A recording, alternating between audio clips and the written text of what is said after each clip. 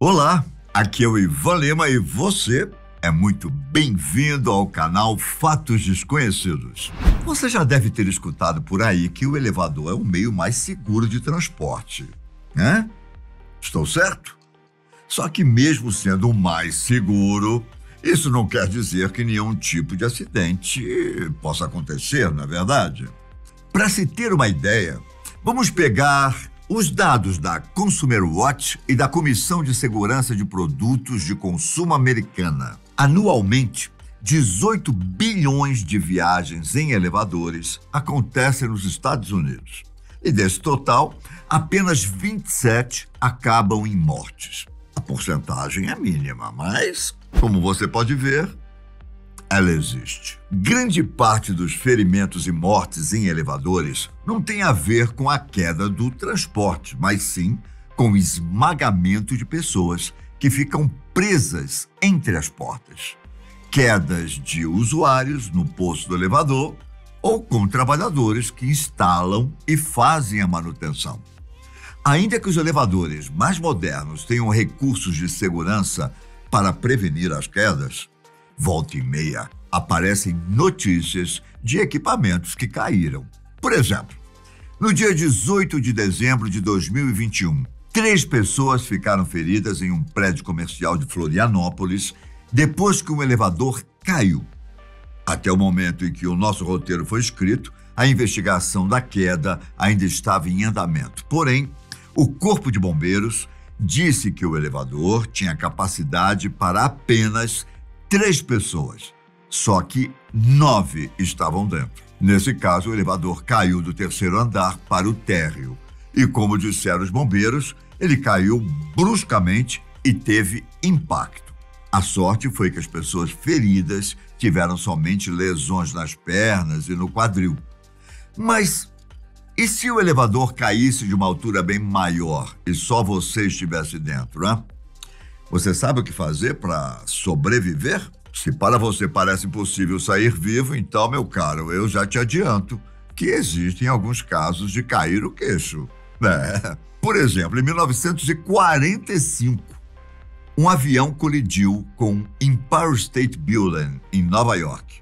Uma mulher chamada Beth Lou Oliver estava dentro do elevador e caiu nada menos que 75 andares. Mesmo parecendo um cenário mortal, ela saiu do episódio com vida e quebrou apenas alguns ossos. Milagre ou sorte, hein? Antes de explicar, eu vou te contar o que você deve e o que você não deve fazer durante a queda de um elevador. Dizem que em 1945, Beth sobreviveu porque saltou no momento do impacto. Entretanto, a primeira dica que eu te dou é justamente não pular quando o elevador estiver caindo. Embora pareça que saltar pouco antes de chegar ao chão reduzirá a velocidade do impacto, não é exatamente um pouso suave que te espera, não é? Em primeiro lugar, como a pessoa estará em queda livre, vai ser muito complicado manter o contato dos pés com o chão e, consequentemente, ter uma base para saltar. Mas ainda que consiga, é mais provável que a pessoa acerte a cabeça no teto do elevador. E isso, por si só, já aumentará os ferimentos. Além disso, a não ser que o elevador tenha um piso transparente, é praticamente impossível calcular o momento exato da colisão para pular. Por último, mesmo que uma pessoa seja capaz de se organizar em poucos segundos, ela só conseguiria reduzir a velocidade entre 3 a 5 km por hora. A única forma de reduzir o suficiente seria se a pessoa tivesse superpoderes e conseguisse o impulso da mesma velocidade da queda livre, ou seja, dezenas de quilômetros por hora.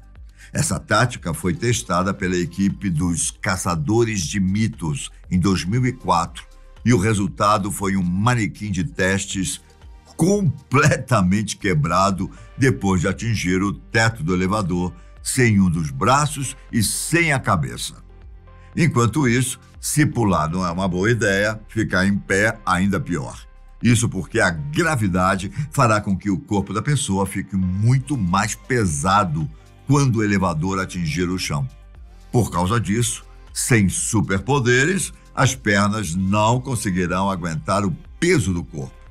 Além de muitos ossos se quebrarem com o impacto, até mesmo a cabeça vai se tornar pesada demais para o pescoço. Já dá para imaginar o resultado, não é?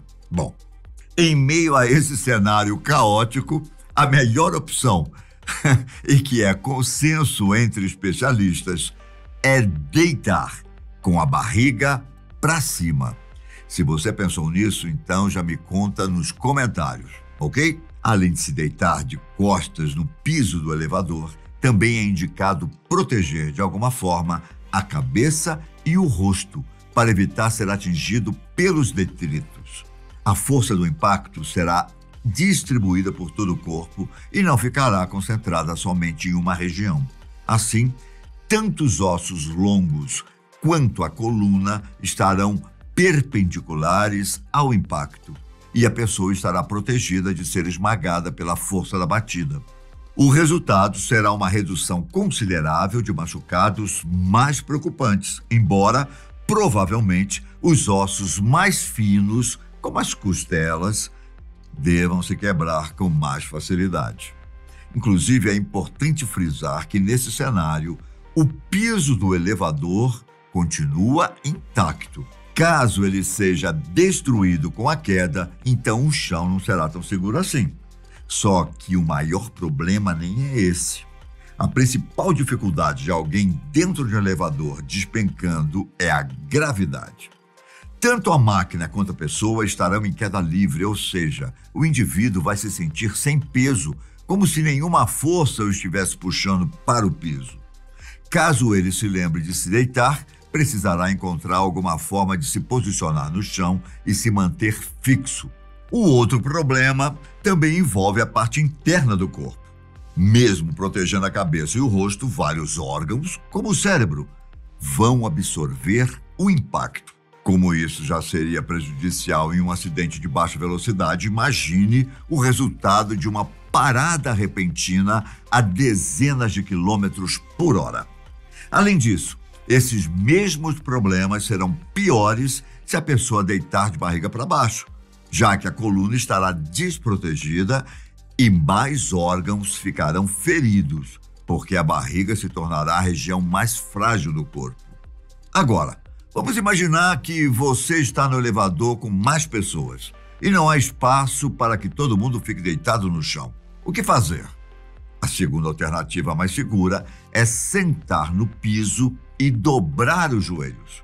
Nesse caso, o objetivo é o mesmo da opção de se deitar: diminuir o impacto sobre as articulações e os ossos, além de espalhar a desaceleração por um período maior.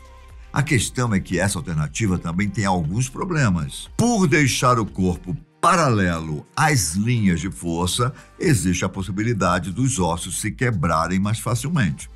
Mas então eu pergunto a você, como a tal da Beth Lou Oliver sobreviveu em 1945, hein?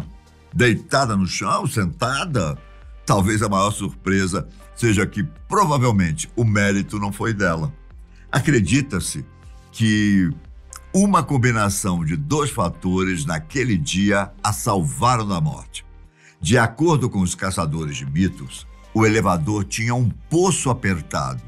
Então, quando a máquina estava chegando ao chão, criou-se uma espécie de almofada de ar que suavizou a queda. Ao mesmo tempo, havia um cabo enrolado no fundo do poço e ele também teria amortecido o impacto do elevador. Como nem todo mundo pode contar com detalhes tão específicos como esses, atualmente, alguns elevadores já são projetados com travas e freios de segurança para o caso de uma possível queda livre. E até mesmo seus poços contam com amortecedores para qualquer tipo de problema. Um dos mecanismos da máquina se chama limitador de velocidade, e ele será o responsável por parar o elevador e impedir a queda caso todos os cabos se rompam. Esse limitador fica monitorando a todo momento a velocidade do transporte e está configurado para acionar o freio de segurança quando o elevador passar do limite de velocidade. Em contrapartida, ainda que a segurança tenha melhorado consideravelmente, em uma situação de queda do elevador, sempre será preciso contar com um pouquinho de sorte. Hein? Pegue como exemplo um caso de 2018 em que um grupo saiu vivo depois que um elevador de Chicago caiu por 84 andares. 6 pessoas tinham acabado de sair de um bar, que ficava no 95º andar, e pegaram o elevador. No início, a máquina desceu sem nenhum problema. Foi então que, de uma hora para outra, começou a queda livre. Todos lá dentro pensaram que era o fim. Só que, milagrosamente, o elevador parou no 11º andar. Os bombeiros foram chamados para o resgate, mas veja só, deram de cara com um problema. O elevador parou em um ponto cego, onde não dava para abrir a porta normalmente.